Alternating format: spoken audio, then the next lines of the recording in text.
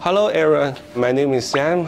Today I'm so happy to offer my friend Rakesh just introduce the Certificate 3 aging support the course for us. Rakesh, say hello to everyone. Hello everyone, my name is Rakesh. I'm the trainer and at Penfold College. I'm here with Sam to discuss about the aging support course. We got Certificate 3 in individual support and we have Certificate 4 in aging support. Rakesh, are you nursing background or? No, I came to Australia a long time ago. Yes. And when I came here, I was doing my master's in accounting. Yeah. While doing my master's, I have studied Certificate 3 and I started working as a personal care worker, and then while working, I was also studying. It's pretty similar like me before. 10 years ago, I was studying in South Australia. I'm also PCA before in Adelaide. Oh, yes. How long have you been here in Australia? I've been here since 2007. 2007 is nearly 15 years. Yes. Why you studied the Certificate 3 individual in that time? A lot of students back then and even now. Yes. A lot of students do different courses. Yeah. But they do this as a part-time course because they wanted to find a job and they wanted to grow in their career. And you know, some people, as they start, and a lot of people are passionate about looking after elderly people, and they start this as a career. Yes. You know, as a part-time job, and eventually some people end up becoming nurses or enrolled nurses. Yes. But you know, it all depends on the person, whether they fit into that course, whether they're passionate about this continuing in the same field or not. It all depends on that. Okay, I see. Before this, the course study is how many units did they need to do? So it depends on which course the students For example, choose. is the surgery. Certificate 3 in individual support, it has about 15 units. It's 15 units. And Cert 4 in aging support has 18 units. 18 units.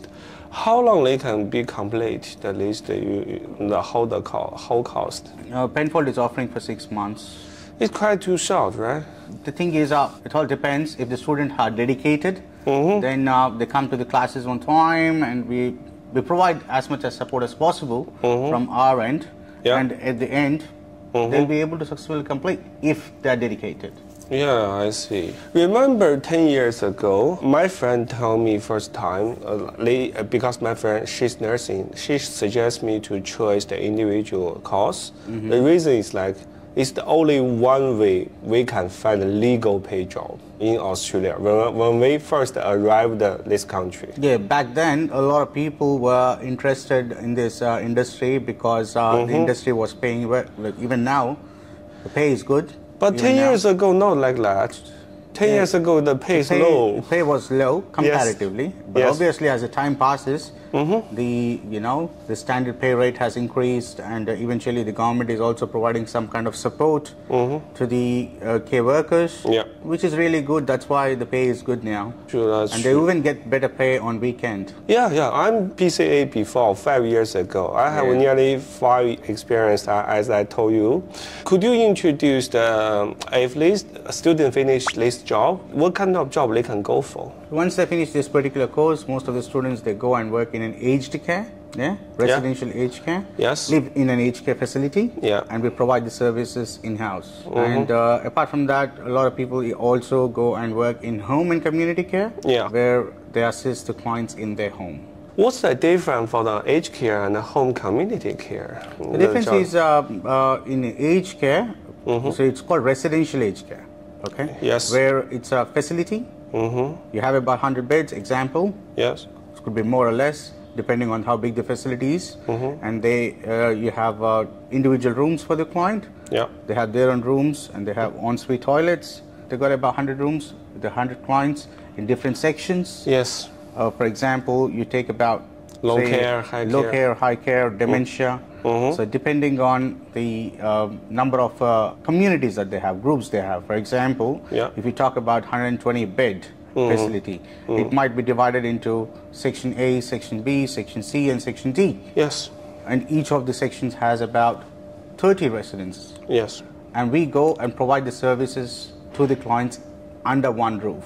Wow, I see. That's a residential facility. Whereas in home and community, it's more like you're going to the client's home to provide support for a temporary time period most of the time. You go and assist them with household chores and then help them with the personal hygiene. So which one are you prefer to do? See, it all depends on the person.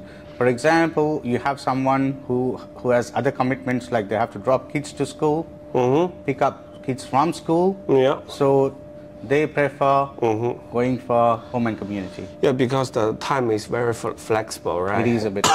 That's right. I remember when I was do the aged care job, even the home community job, I think my big challenge is my English problem, because when I was first time to arrive, go to the nursing home, I work from agency, right? The English accent is my big problem. You know, they have a different country, very multicultural, the Aussie accent or Indian accent for me. So how about you? When you first to do this job? When I started, well, technically I did not have much of difficulties with English, but it was more for me about the adapting to the culture. Adapting to the culture, where gradually you learn. As you know, you can't learn everything in 1 day or 6 months. So, you know, 6 months you learn about the course, yes, and how to behave and how to assist. But as you go, you might learn about other cultures, because Australia is a multicultural country.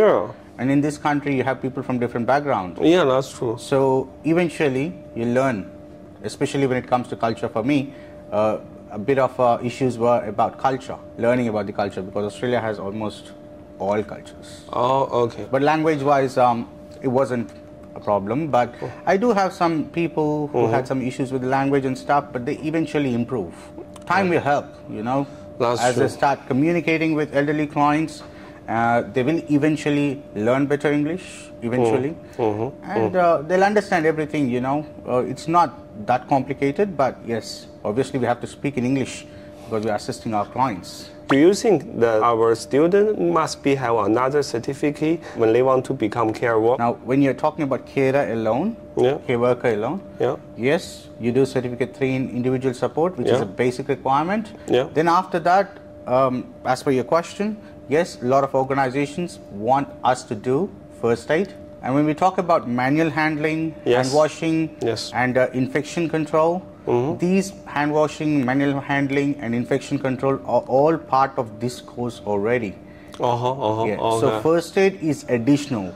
And a lot of them, they want our PCS to do first aid. And personally speaking, if you ask me, do they need first aid? My answer would be yes. Do they must have a driver license and own vehicle as well?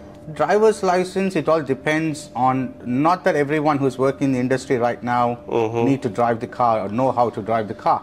Because a lot of people, they opt for public transportation. A lot of people who come to Australia, they study this course. After 1 year, they get started working as a personal care assistant. They don't know how to drive. They never learned how to drive.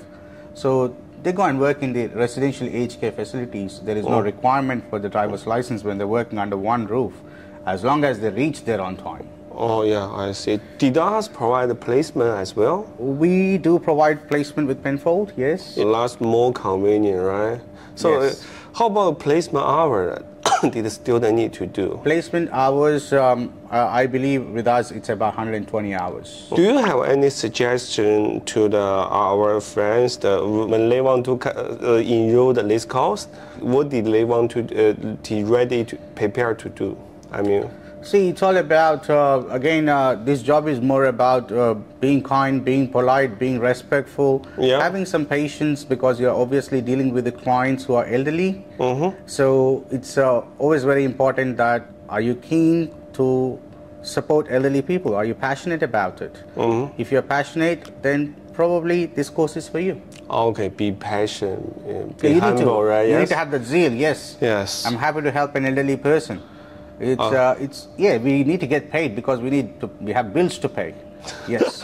But end of the day, are you really passionate about going and supporting an elderly person? Do we have that much patience in us? Because most of them do have, but some they may not. It may not be their piece of cake.